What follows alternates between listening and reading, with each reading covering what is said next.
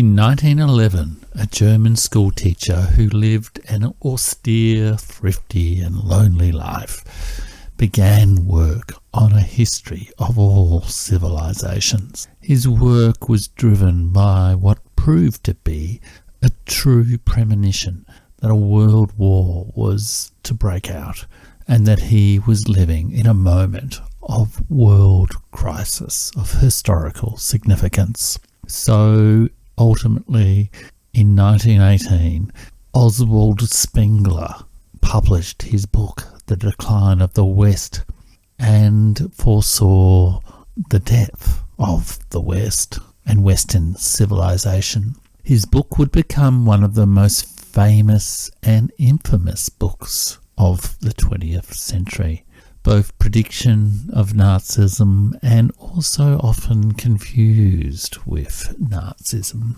or the racial prejudices of the Nazis. His work, part prophecy, part history, part lament for lost beauty, distinguished cultures from civilizations. Cultures were young and vital, and for Spengler were represented by, in the case of Western civilization, Western culture, was represented by a Bach fugue performed in a Gothic cathedral. But cultures grew old and decadent, and then they became civilizations, not a recommendation from Oswald Spengler.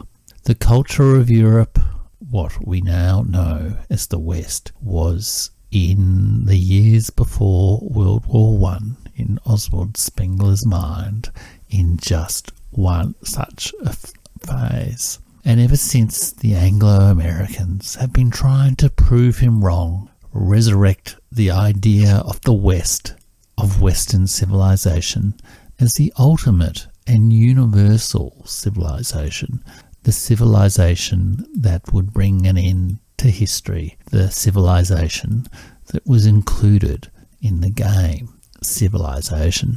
Do civilizations have a life cycle from cradle to grave? And is Western civilization today on its deathbed?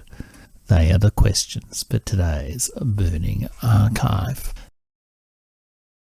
So a somewhat longer opening segment than usual today, but I hope you'll excuse me setting the scene with Oswald Spengler's famous Decline of the West from 1918, because in many ways Oswald Spengler was one of the founders of the study of the history of civilizations, and is acknowledged as such in Felipe Fernandez Amesto's magnificent Civilizations that I have been using and relying on to produce these 4 episodes on civilization. What does the meaning of cradle of civilization mean, and what are the big questions that arise from that wonderful question asked of me in Episode 32 of the podcast. This archive is for the players, asked by Isaac Rich along a set of themes of questions about the history as it is encountered in computer games and what deeper stories could be told about it. So the game Civilization was, of course, released in 1991.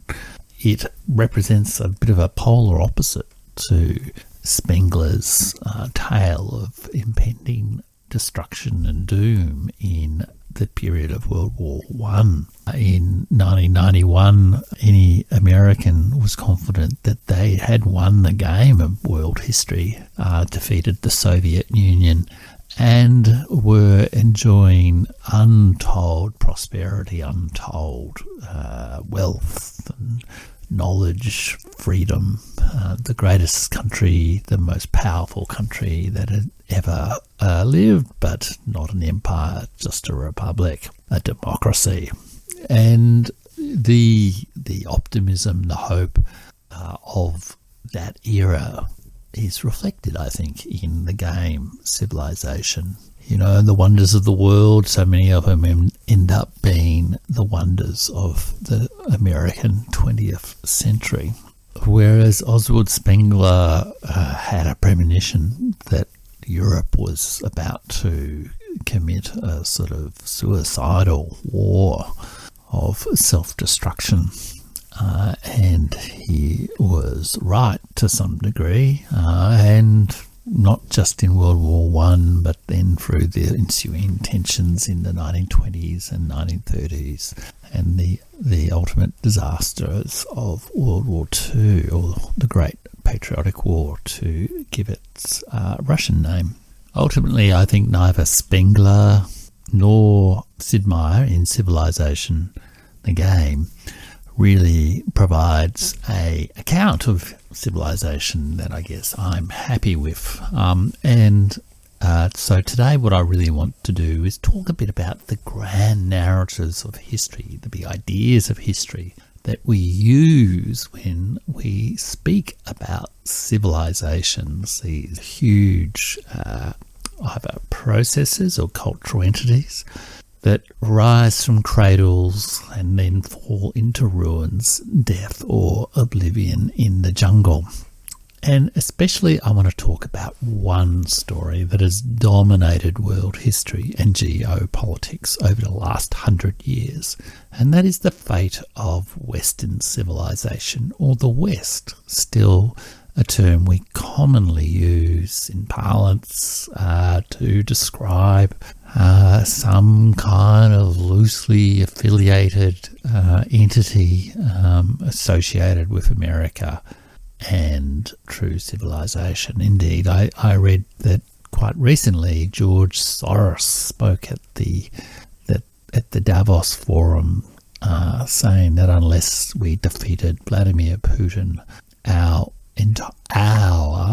whatever our means, our civilization is at risk. And the civilization he's talking about is the civilization of the West. And I'm ultimately going to come to a view that we may need to learn as much as we can about the civilizing process from Felipe Fernandez Armesto, and admire the great plurality of civilizations that have sprung up in different environments and different periods in history. But we perhaps ought to retire the story of Western civilization, the story of the West, and replace it with a story of the shadow of Tamerlan, the great Turkic Mongol emperor who sought to dominate the world island in around about 1400. We will come to that later. But Spengler is interesting because he does very much express a certain way of thinking about history of civilizations that is still very, very influential, and you can hear in the way in which people talk about the rise and fall of civilizations, the rise and fall of empires, the sort of moral decay of empires. His book, The Decline of the West, and he wrote several other kind of books subsequently as well, was one of the most influential books on civilization of all time. It very much was the thing to talk about in the 1920s, rather like, I guess, Francis Fukuyama's The End of History was the thing to talk about in the 1990s and 2000s.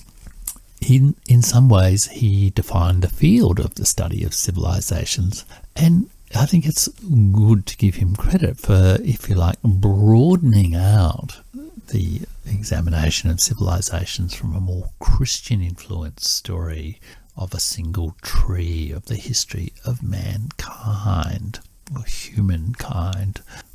His book was much misused by the Nazis, but Spengler himself rejected the Nazis, so it's also, I think, important for people to take away any sort of misunderstanding away from him and realise that Spengler was appalled, if you like, by the Nazis.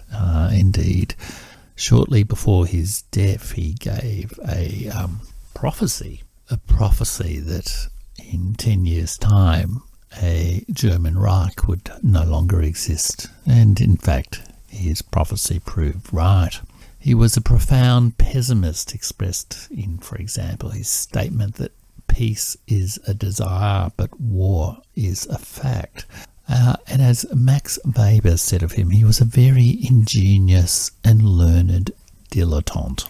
His big idea, if you like, was that cultures are organisms, and world history was the collective biography of those organisms. His great advance, I guess, was the fact that he did not see it as this world history as the story of an individual biography, an individual great civilization, but the varied biography of those many organisms, each with their own character and their own strengths and weaknesses. Within his own limitations, he was a pluralist, really. I guess he was quite an admirer and collector of multiple cultures, and he wanted to tell a drama of a number of multicultures, not just a single linear story of one nation or one Christian mankind. Like any player of the game Civilization, he was drawn to the big picture of history with a capital H, and he came to that past seeking to define the patterns of history, the underlying key, if you like, that could explain how events would unfold in the future, but also with something of a prophet's poetic cast of mind. Felipe Fernandez Amesto praises him for his genius of picking out figures or metaphors that represented a culture, such as the Bach fugue played in the Gothic cathedral, representing the very best of Western civilization. Very much a German account of Western civilization, which perhaps we should bear in mind. And for Spengler, the governing metaphor of the history of civilizations was of the life cycle of an organism. So he wrote, cultures each springing with primitive strength from the soil of a mother region to which it remains firmly bound throughout its whole life cycle, each stamping its material, its mankind, in its own image, each having its own idea, its own passions, its own life, will and feeling, and its own death.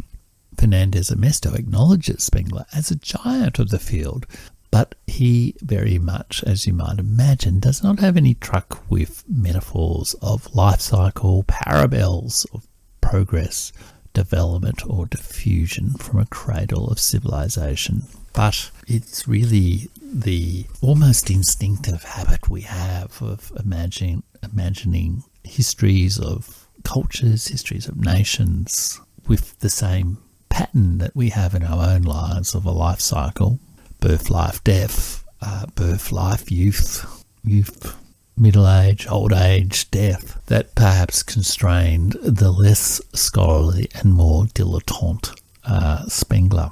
But in a way, so many historians, not just Spengler and not just Felipe Fernandez Amesto, but so many others have also, particularly historians of like big history, global history, historians of civilizations, long periods of time, have really tried to grapple with this fundamental problem that presented itself to Oswald Spengler, and in a different way, in a different era, presented itself to Felipe Fernandez Amesto. In 1911, Oswald Spengler saw a world dominated by Europe, but he also foresaw Europe that no longer had the cultural vitality, I guess, to sustain that civilization. In around about the year 2000, Felipe Fernandez Amesto saw a world dominated by the idea of globalization and the apparent convergence of many, many parts of the world into a single culture dominated by America, but in which so many different varied pasts and identities were also intertwined.